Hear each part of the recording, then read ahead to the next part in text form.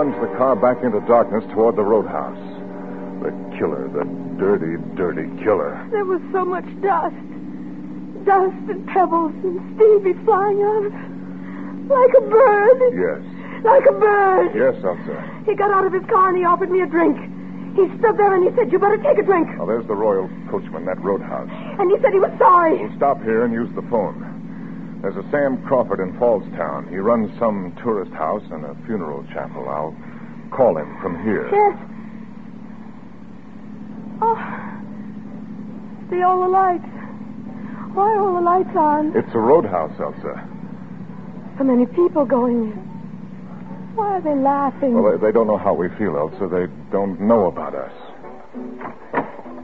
Is it all right to leave you here for a moment? I want to call. There he is. Would you like me to... Elsa. That's him. He killed us. Who? That's him. Who? The one who hit Stevie? Where? There he is. Where? That one? The man standing in the doorway?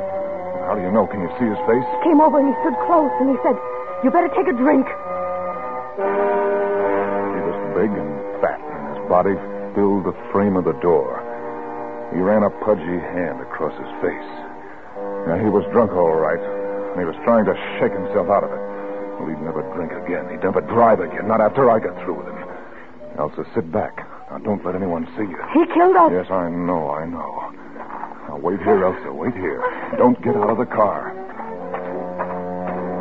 I watched him go inside. He walked across the lobby and disappeared in the bar. I went in after him. He was sitting there, his elbows on the bar and his head between his hands. I sat where I could watch him and still not be too close. Yeah, with soda. Before the bartender hardly let go, he had it down. And then his watery, bloodshot eyes looked about the room. His eyes caught mine. Bartender. He called to the bartender and then whispered something in his ear, looking at me, then pointing. The bartender walked over. What'll it be, Mac? Huh? Oh, nothing. Really, I don't care for anything. It's on this gentleman. Have a drink, fella. It's on me. No, thanks. Can't drink alone, never could. Come on now, have a drink. What'll it be?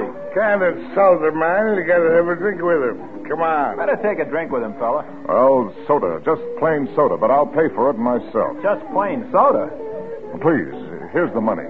What do you think you're doing? He don't want your money. Ain't that right? Your money's no good here. He kept breathing in my face and talking and ordering more drinks. And I kept thinking of Elsa in the car. The way her eyes changed when she saw him. The thing in her eyes when she looked at him. That man breathing down my neck and guzzling like nothing happened. I'll have it again the same way. Come on, fella. Drink up. Come on. You can't drink that stuff without something in it. Drink it. Hey, give him something in that soda. I don't want anything. He don't want anything. He don't want it. No, I'll have it again the same way. Coming up. He kept looking at me, breathing at me. He had the face of such an ordinary man, only very beefy. Such an ordinary man. How could he do what he did and then run away? I wondered who he was, what kind of work he did. Did he have a family? Did he have a son of his own? Was he having all those drinks to try to forget? Well, I couldn't let him forget. How long was he going to sit there? A couple of more drinks, and he finally got up. He threw a bill on the bar and started to go. Hey, your change. Never mind the change. He waved a pudgy hand. Big shot, big tipper. Very generous, nice guy.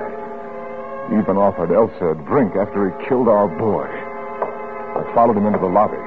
He went to the desk. 257. Good night, sir. All right. He started for the elevator. I hurried to the stairway. I ran up to the second floor. I waited off the stairway landing and watched the elevator door open. Wait a minute. Not so fast. I said wait a minute. Don't shut that door. Not so fast. There's someone else ringing. I want to ask you a question. I have to go. People ringing. Can I ask you a question? Please step away from the door. You're blocking. Answer my question. Get away from the door, then I'll tell you. Sure.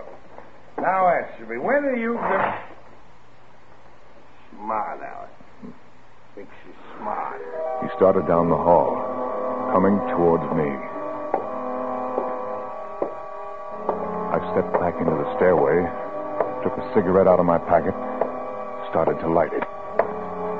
He walked past, then he stopped. Oh, hi. I didn't want to talk to him, just wanted to do it and get it over with. I started toward him. We were alone. And then somebody was coming down the stairs. You wouldn't mind coming along? I don't like it. Even the service is lousy in the place. One elevator and you can die waiting. How's about a light? There's nothing here to do but think.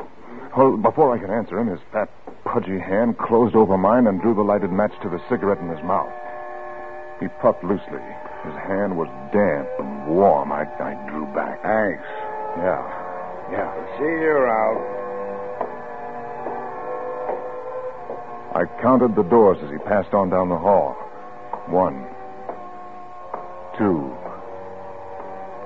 3. The 5th door down. That was his room.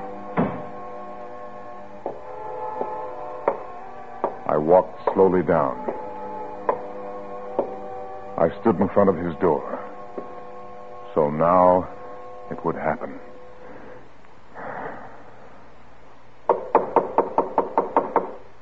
Who is it? Who is it? Who is it? Oh. What do you want? I want to ask you something. May I? Oh, sure. Come in. He waddled over to the bed and sat down. Hey, you sit down. His watery, bloodshot eyes blinking at me. I didn't know how to begin or what to do. The blind rage was gone. Something happened to me. Now, suddenly, I didn't know what I was doing there. What do you want? I walked over to the window, fumbling for some foolish excuse. It was no use. I couldn't kill anybody. I couldn't do it. I asked you, what do you want? I looked out of the window. The light from the neon sign on the roof made everything look so lonely and dead. What's the matter with you? And there was my car in the driveway, and Elsa sitting there. Her face, the thin outline of her face, so gray, her mouth pressed tight in a straight, hard line. What do you want from me? She was holding my son, holding him tight, pressed close to her, holding him. My son. What do you want? Why did you kill my son? Huh? You drunken fool, why did you kill my son? You're crazy. You're crazy. Bloodshot eyes bulging from his head, frightened and guilty. He reached for the phone and then I was on him. Why did you kill him? You killed him. You killed him. You killed him. You killed him. You killed him. Operator. You killed him.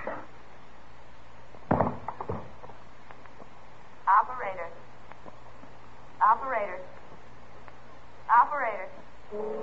It was done. All done and over with. And now I felt better. Now it would be easier. There'd be a little less pain when they buried my son.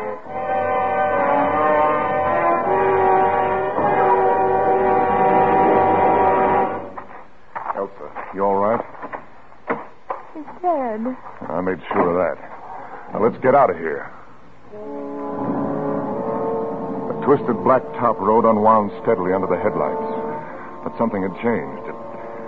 It was no longer a road. It was a cloudy, misty jungle where everyone was old and haggard. And there were no children. And then we brought our boy into Fallstown.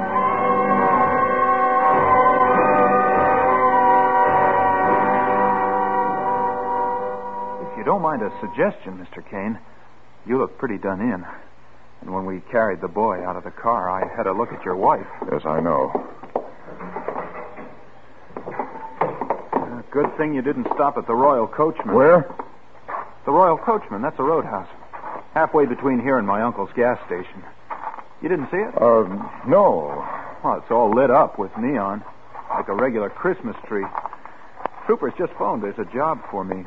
Somebody choked somebody to death. Lots of excitement. Oh, well, who did it? Oh, they'll find him. She looks bad, your wife. We ought to get her right to bed. Yes. Elsa, Now I have no son. Well, this is Sam Crawford, Elsa. He's going to take care of Stevie. And we're going to sleep in his house tonight. I think we need some sleep, don't you? That's him. What do you mean? That's him. He did it. He did what? He killed my son. Elsa. I'm Sammy Crawford, ma'am. I run the He local... killed us. He killed us. Elsa.